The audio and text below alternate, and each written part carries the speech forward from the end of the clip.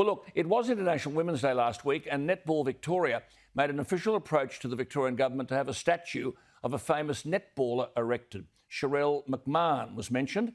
But what about other athletes? Kathy Freeman, Belinda Clark in cricket, Lauren Jackson basketball. But the name they're all talking about is the jockey Jamie Carr, who'll win the Melbourne Jockeys Premiership in a cakewalk. She is currently 23 wins clear, 30 ahead of the great Damien Oliver. But a laudable initiative, I might add, but why only one bronze? Hockey's in the news for all the wrong reasons, vowing to clean up the toxic culture in the women's program.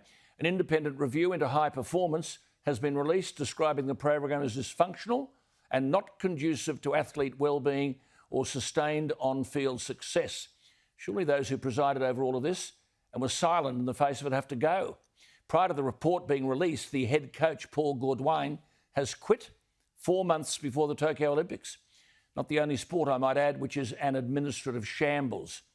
The sad story of the week was that 45-year-old Anthony Mundine, in hopefully his last fight, was knocked out in 2 minutes, 9 seconds. A former brilliant athlete, he must surely be grateful that no one most probably saw it happen. And Tiger Woods has finally got home. Almost a month after his car crash, he says he's at home and working on his recovery. We hope so.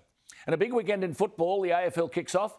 Round 2 of the Rugby League, a big weekend for the Broncos. The Gold Coast Titans are tipped to beat them. And it was once a notable sporting event, the America's Cup. Team New Zealand are now being compared with the great All Blacks. They've contested 7 of the past 8 America's Cup finals. They've won 4 of them. They've just beaten Italy 7-3. The America's Cup is the oldest trophy in international sport, by the way. The international bid was sponsored by the patron of the fashion house Prada. Wasn't enough.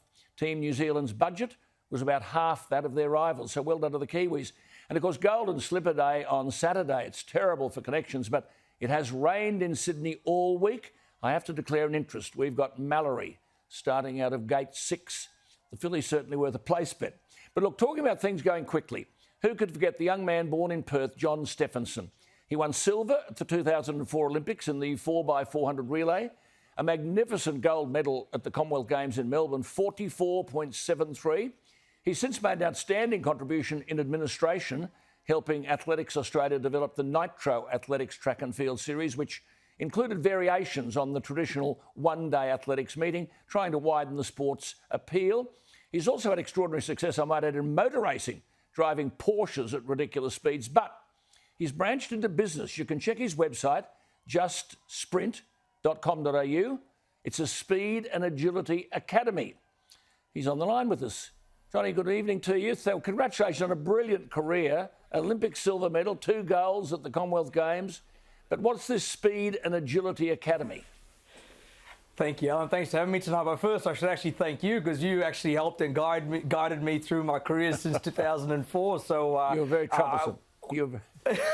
I gave a few more grey hairs, right? But no, I'm really blessed. I obviously had a great career, and it's great now to give back through Just Sprint, and we've got an academy coming up on April 8th, and I just think it's nice. You know, we take for granted that we think that running is just a natural thing that everybody can do, but running fast isn't. So being able to upskill these young kids and also adults to learn the proper mechanics of running, I think is really important. It gives you the confidence when you're getting older or when you grow up to know that you have the skills. So it's done me a world of good. I've been able to travel the world and I saw a lot of great things. So it's great to give back now. And what sort of things are you trying to do? I know you've got this camp, at the beginning of April 8, I think. What sort of things and what kind of people are you trying to attract?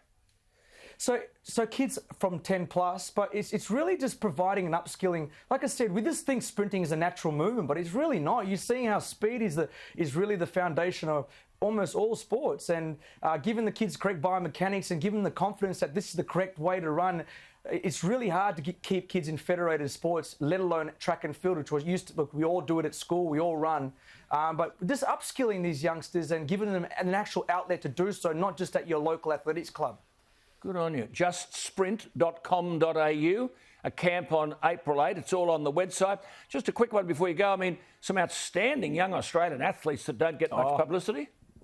It's been amazing. Alan, what's great about all this is, whilst all this COVID craziness was going on, these young kids were out here and young adults were out here training their backsides off and producing performances we've seen at the Sydney Track Classic. Young Nina Kennedy breaking the Australian record. Stu McSwain, we've seen him overseas. We've seen him go to Tasmania. You had him on your show. Brilliant, and young Rowan Browning sprinting around, making it happen. It's amazing to watch these youngsters do it. I'm looking forward to Tokyo. I'm glad the Olympics will still go ahead, and hopefully Aussies can win a few more gold medals. Good on you. Great to talk to you. Good luck in what you're doing.